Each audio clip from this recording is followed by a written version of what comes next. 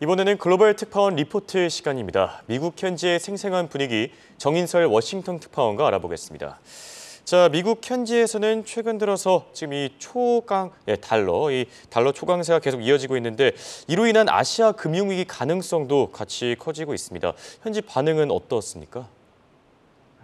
네, 말씀하신 내용은 블룸버그 통신이 보도를 했는데요. 아시아 양대 경제 대국이죠. 일본의 엔화와 중국의 위안화가 계속 그 가치가 하락하면 1997년에 아시아 금융위기가 재현될 수 있다라는 전망입니다. 또 한국만 놓고 보면요.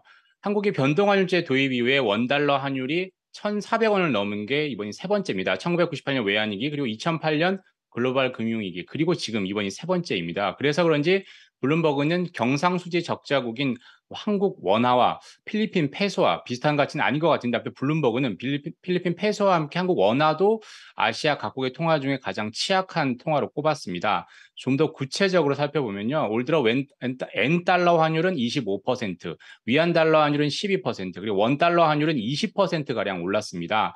동남아 국가들의 중국과 일본 의존도가 매우 높죠. 위안화는 아시아 통화 지수에서 차지하는 비중이 25%를 넘고요. 엔화는 세계에서 세 번째로 거래가 많은 통화입니다. 그런데 이 엔화와 위안화 가치가 계속 떨어지니까 아시아 국가들, 특히 동남아 국가들은 킹 달러를 사려고 해서 달러 가치가 오히려 더 오르게 되고요. 달러 가치가 올라가니까 아시아 국가들은 킹 달러 피해를 줄이기 위해서 외환 보유고 쌓기에 자금을 더 쏟아부으면서 계속 악순환이 반복되고 있다라는 겁니다.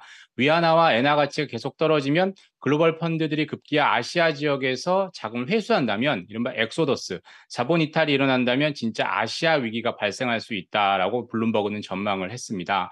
아시아의 금융위기가 발생하면 무역 수지심 적자를 보고 있는 한국, 필리핀, 태국 등이 위험할 수 있다라는 분석도 곁들였습니다. 맥커리 그룹은 엔화와 위안화 가치가 폭락하면 아시아 신흥국 통화를 가진 투자자들은 위험 회피 욕구가 강해져서 무역 수지 적자국의 통화 가치가 좀 더 취약해지기 때문이다라고 이유를 설명했습니다. 하지만 반론도 있습니다. 1997년, 98년과 지금은 다르다라는 거죠.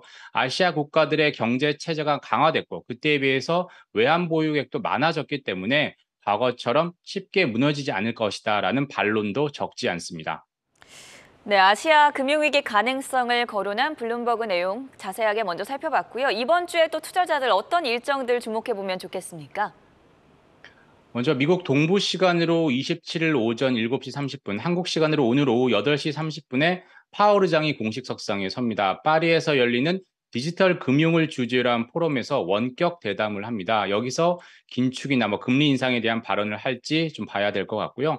미국 시간으로 28일 오전, 한국 시간으로 내일 밤 11시 15분엔 세인트루이스 연방은행이 주최하는 포럼에서 파월 의장이 환영사를 합니다. 미리 녹음한 형태의 환영사이기 때문에 현장 질의응답은 없어서 주목할 만한 발언은 많지 않을 것으로 예상이 됩니다. 그리고 같은 행사에서 미셸 보우만 페드 이사가 연설을 하고요. 30일 금요일엔 레이엘 브레이너드 페드 부의장도 연설을 합니다. 그리고 지역 연은 총재들이 이번 주에 총출동을 합니다.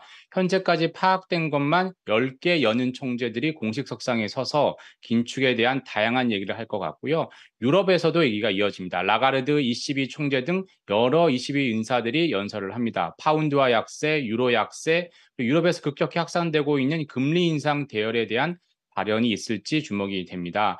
미국의 금리 인상 속도에 대한 단서는 30일 금요일에 나오는 개인 소비 지출 PC를 통해서 어느 정도 가늠을 할 수 있겠죠.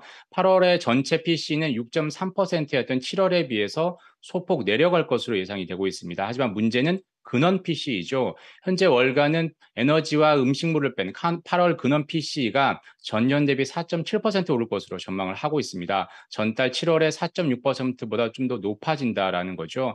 클리블랜드 연은의 인플레 예측 시스템인 인플레 나우 캐스팅에서도 비슷하게 전망을 하고 있습니다. 이 30일 금요일은 인플레이션 데이라고 할 수 있는데요. PC 외에 미시간 대학이 기대 인플레이션 수치를 발표합니다. 만약에 근원 PC가 예상보다 높고 소비자들의 기대 인플레이션도 전달보다 내려가지 않는다면 시장에선 인플레에 대한 불안감이 더 커질 수도 있을 것 같습니다. 지금까지 워싱턴에서 한국경제신문 정인설이었습니다.